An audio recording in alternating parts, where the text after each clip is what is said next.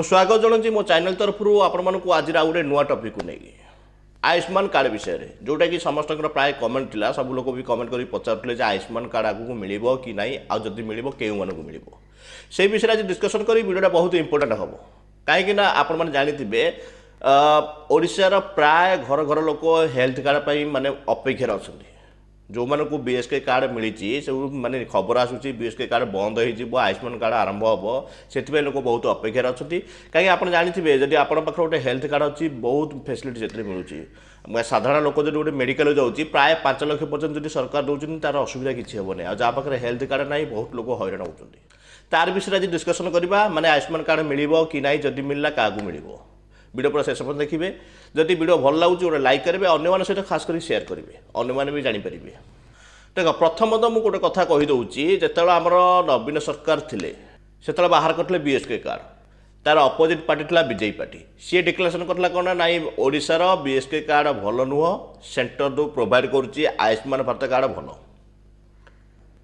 ଏବେ ବିଜେପି ସତ୍ତାକୁ ଆସିଲା, କିନ୍ତୁ ଏବେ ଯେଉଁ କାମ ସେ କରୁଛନ୍ତି, ଯେଉଁ ବିଜେପି ସରକାର ଯେଉଁ କାମ କରୁଛି ତାହା ମଧ୍ୟ କେଉଁ ହିସାବରେ ଭଲ ମୁଁ ବି ଜାଣିପାରୁନି। କାହିଁ ଆପଣ କିଛି ଦିନ ପୂର୍ବରୁ ଖବର ନିଶ୍ଚିତ ଭାବେ ପାଇସାରିଥିବେ ଯେ ଓଡ଼ିଶା ସରକାରର ଯେତେ ଗୁଡ଼ିଏ ସବୁ ରୁଲ୍ସ ରେଗୁଲେସନ୍ ଆଗରୁ ଚାଲିଥିଲା, ଯେତେ ଗୁଡ଼ିଏ ଯୋଜନା ଚାଲିଥିଲା, ତାର ନାମ ପରିବର୍ତ୍ତନ ହିଁ କରାଯାଇଛି।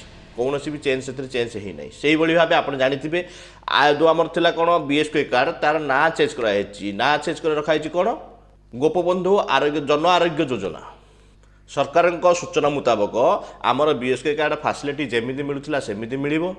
ଯେଉଁ ହିତାଧିକାରୀ ଥିଲେ ସେ ହିତାଧିକାରୀ ରହିବେ, କିନ୍ତୁ କେବଳ ତାର ନାମ ଚେଞ୍ଜ ହେବ କ'ଣ ଗୋପବନ୍ଧୁ ଜନ ଆରୋଗ୍ୟ ଯୋଜନା। ମୋର କହିବାର ଗୋଟିଏ କ୍ୱେଶ୍ଚିନ୍ ହେଉଛି, ଯଦି ଆଗରୁ ଡିକ୍ଲାରେସନ୍ କରୁଥିଲ ବିଏସ୍କେ କାର୍ଡ଼ ବେଟର ନୁହଁ ତା ହିସାବରେ କେଉଁଟା ଆୟୁଷ୍ମାନ କାର୍ଡ଼ ହିସାବରେ, ତାହେଲେ ଆୟୁଷ୍ମାନ କାର୍ଡ଼ ପ୍ରୋଭାଇଡ଼ କରିବା କଥା ଓଡ଼ିଶାକୁ। ଡିକ୍ଲେୟାର କ'ଣ କଲେ ନା ଓଡ଼ିଶାବାସୀ, ଓଡ଼ିଶା ଭିତରେ ଯେଉଁମାନେ ରହୁଛନ୍ତି, ଓଡ଼ିଶା ଭିତରେ ଯେଉଁ ଟ୍ରିଟମେଣ୍ଟ ହେବେ ସେମାନେ ବିଏସ୍କେ କାର୍ଡ଼ ଯେଉଁଟାକି ଗୋପବନ୍ଧୁ ଜନ ଆରୋଗ୍ୟ ଯୋଜନା ଜରିଆରେ କରିପାରିବେ। ଆଉ ଯେଉଁମାନେ ଓଡ଼ିଶା ବାହାରେ ହେବେ ସେମାନଙ୍କ ପାଇଁ ଦରକାର ଆୟୁଷ୍ମାନ ଭାରତ କାର୍ଡ଼। କିନ୍ତୁ ଆଜି ପର୍ଯ୍ୟନ୍ତ ତାର ବି କିଛି ବି ଅପଡ଼େଟ୍ ଆସିନାହିଁ।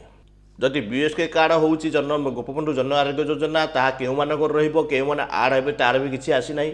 ମାନେ କହିବା ହିସାବରେ ଯେଉଁମାନଙ୍କର ରାସନ କାର୍ଡ଼ ଅଛି ସେମାନେ ରହିବେ। ଯେହେତୁ ଆଗକୁ ରାସନ କାର୍ଡ଼ କଟିବାକୁ ଯାଉଛି ତା ପାଇଁ ମଧ୍ୟ କିଛି ସରକାର ଡିସାଇଡ଼ ନେଇନାହାନ୍ତି।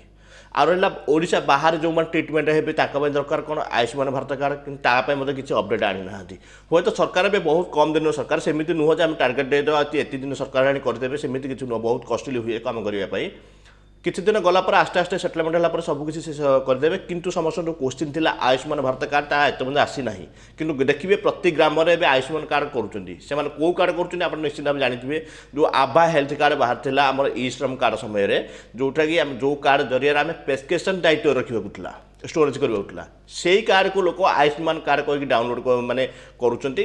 ପ୍ରାୟତଃ ପ୍ରତି ଗାଁରେ 100-150 ଟଙ୍କା ଦେଇ କରୁଛନ୍ତି। ସେଇଟା ଭୁଲ କାର୍ଡ଼, ସେଇଟା ଆୟୁଷ୍ମାନ ଭାରତ କାର୍ଡ଼ ନୁହଁ। ଏମିତି ନୁହଁନ୍ତୁ ଆପଣମାନଙ୍କୁ କହୁନି ସେ କାର୍ଡ଼ କର ନାହିଁ। ସେ କାର୍ଡ଼ରେ ବେନିଫିଟ୍ ଅଛି, ଏତିକି କେବଳ ବେନିଫିଟ୍ ଯେ ଆପଣ ପ୍ରେସ୍କ୍ରିପସନ୍ ସେଭ୍ କରି ରଖିପାରିବେ। ଏମିତି ନୁହଁ ସେ କାର୍ଡ଼ ଯାଇକି କେଉଁ ମେଡ଼ିକାଲ ଟ୍ରିଟମେଣ୍ଟ ହେଲେ ଆପଣଙ୍କୁ 5 ଲକ୍ଷ ମିଳିଯିବ। ଯଦି ଖବର ଠିକ୍ରେ ପାଇପାରୁଛନ୍ତି ତାହେଲେ ନିଶ୍ଚିତ ଭାବେ ଭିଡ଼ିଓକୁ ଲାଇକ୍ କରିବେ, ଅନ୍ୟମାନଙ୍କ ସହିତ ନିଶ୍ଚୟ ସେୟାର କରିବେ। ଜୟ ହିନ୍ଦ।